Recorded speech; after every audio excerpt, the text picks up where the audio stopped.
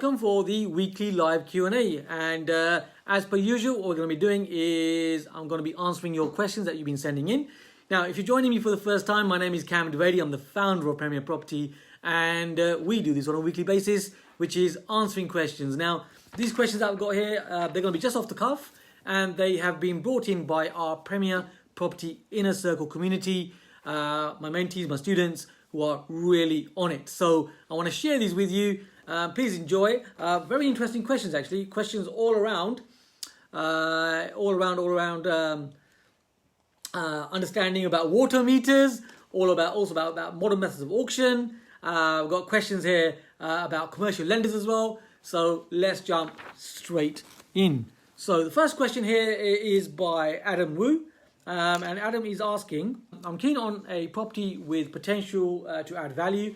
However, the environmental search is actually showing up as natural ground stability in a moderate to high region.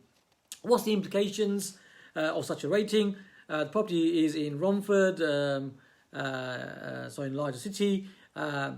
Is it an area known for subsidence? What's the situation he's asking? So that's his first part of his question. Well, the thing is, we look at these reports quite on an ongoing basis, quite quickly, really, especially for auctions. So we're looking for these. I mean, you need to look for the environmental reports for every property that you buy.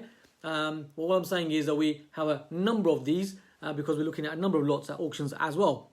So what I personally found, is that when the environmental search says natural ground stability, moderate to high, the actual property is usually absolutely fine. So the key is to check the area.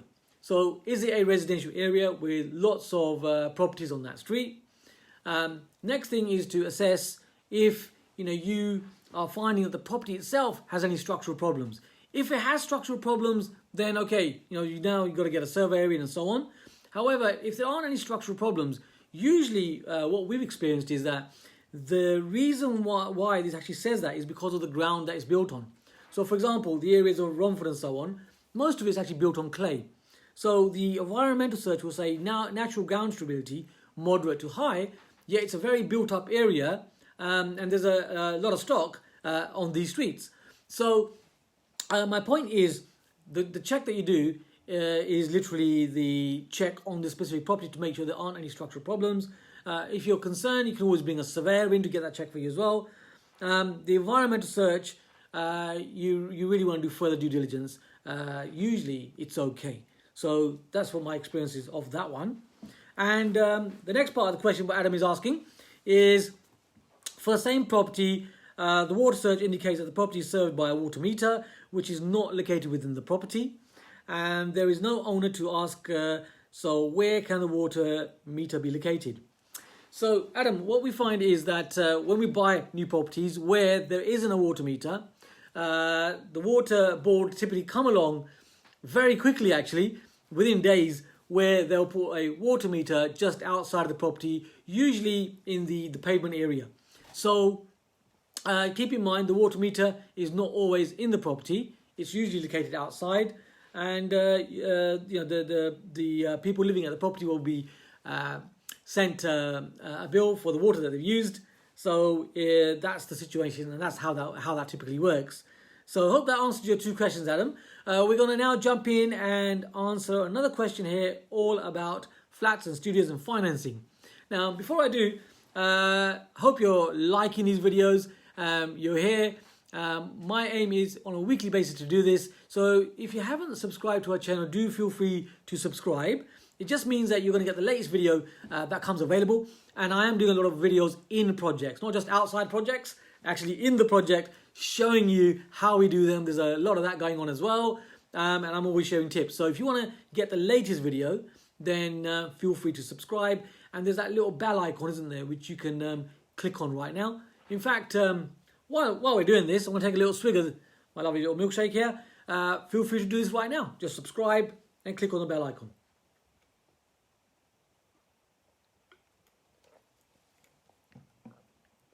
I don't know if milkshakes and doing a video call like this is a good idea, but we're having a go.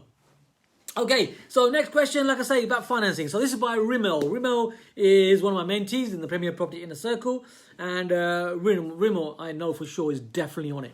So Rimmel is asking, when refinancing out of a development with planning permission, 2 flats and 2 studios, do commercial lenders accept studio flats that are now slightly under the 37, 39 square meter size? Is the question. The studios will be retained for rental income and not sold. The other units rented or sold later. Okay, so Rimmel, first of all, you're quite right. As of April, the minimum size standards for a studio where they're going to be accepted as within permitted development or even development is typically 39 square meters. Just to clarify for everybody that's listening in. So that's number one. The thing is, you've mentioned 37 square meters. Because we're working together and I've trained you on this and what we can do. So 37 is when there is not a shower cubicle rather than a bathroom. So you can usually get away with 37 square meters. When you're financing, it typically used to be 30 square meters plus. But in my experience, what I'm finding in 2021 is that even the lenders are wanting it to actually be a 37 square meters minimum if you are separating leases and you are going to be refinancing separately. Yeah, if you're actually going to be refinancing the whole commercial block, then you could have separate studios in there of less than that if they are from prior to April. Now they've all got to be 37 square meters anyway. So to cut a long story short, number one option, if you are financing the whole property as a commercial element, and within those, from the past, you've got precedents of 30 square meters, less than 37 square meters, then you can finance the whole property. That should be fine on a commercial basis. Of course, I can't give you financial advice. I'm just sharing with you what we actually do. Second way is to actually separate out the leases. And in that instance, you can then be the freeholder. You can refinance the bottom part separately and the top part separately as well. Now, when you're doing this, the 37 square meters is going to be very important. So in that case, it needs to be 37 square meters. And also, there is a bit of a myth in 2021, which I want to clarify and get some reality to this. So when you're financing and you are the freeholder and you own the lease of the ground floor shop, let's say, and you own the lease with a different company on the let's say on the first floor with these 2 shops and these studios 2,000 studios, what the lenders will actually identify is that it's actually still your company, and it could be a family member's company. So there are a lot of changes in 2021. So the myth is that you can refinance these separately and with different lenders and all that kind of thing. But what you might find is it's better to refinance with one lender. Who will look at, the 2 lenders will look at the individual parts anyway, who owns them. Whereas if you refinance one lender, it will be picked up. So that has changed from my point of view in 2021, where lenders do take note of that, unless you were selling the flats upstairs. So if you were selling the flats and you create a lease and it was your company that was then selling them on, then what you'll find is that is more valid. That is more of a situation which other lenders will accept. Just something extra I'm adding there for you. Hope I'm making sense there. You can watch this video back again. And that's how it works. Yeah, so hope that answers your question, Rimmel. Okay, so now we're moving on to the final question of the day. And hopefully you're enjoying these. Do feel free to comment. I love to hear your comments. And if you've got any questions, then do add them in, because look, I'll keep this going as long as you would like me to do this. So if we don't have any questions, ain't got any really much to answer. So if you've got questions, do add them in. Add them into this video. Just put them here at the bottom there. And please do make your comments. I'd love to hear your experience as well. And let's grow our community. Our YouTube community is really growing. Be part of it. Feel free to be part of this. Just click on the bell icon. Okay, so next question is by Maurice. And Maurice, again, is a member of the Premier Property Inner Circle community. And Maurice is asking, what is the difference between for sale by modern method of auction and for sale by public auction and as a traditional route. Saw this in a listing, and it clearly said that the modern method of auction should not be confused with a traditional auction. Yes, Maurice, you're absolutely right. So here's the key difference. With the traditional method of auction, it's a legally binding contract. When the hammer falls, the exchange has happened there and then. You pay the 10% and you've bought that property and you have a date to completion, and that is a legally binding contract. That's the conditions, the normal auction conditions with or an auction type of property that you're buying from a normal auction. With the modern method of auctions, it is different. So what we find is on the front end, what you've got is a auction company, and on the back end, you've actually got an estate agent. So how does this work? Well, first of all, it's about paying a fee. So you typically pay anywhere between £6,000 to £7,000. I've just done one of these last 6 weeks ago, and we actually paid £6,000 for a fee to take the property off the market. So it's not an exchange of contracts, it's actually sale agreed.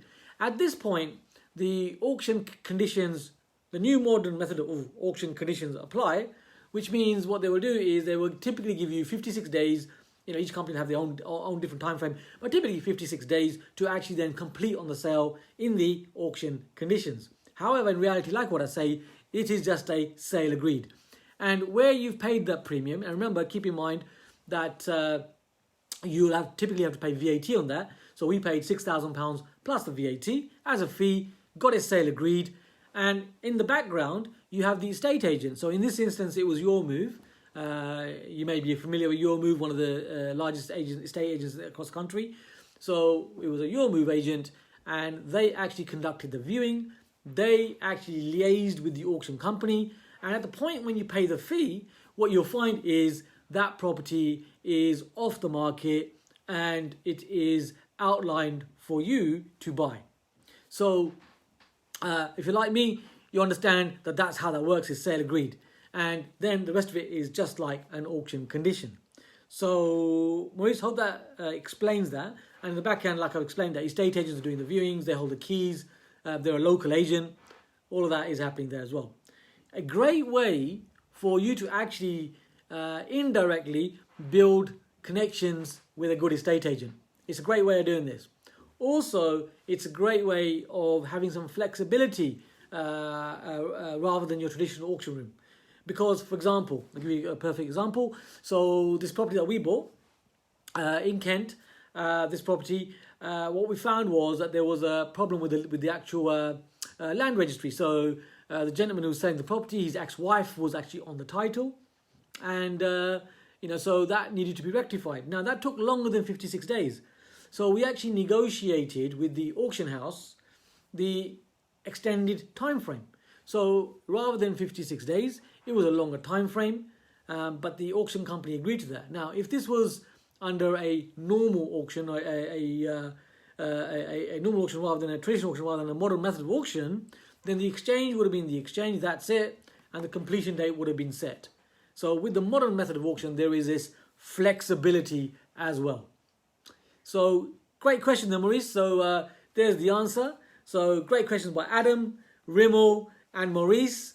And I hope you've enjoyed this. I will see you here same time next week. It's Kam Dovedi helping you to take your property investing to the next level. I'll see you soon.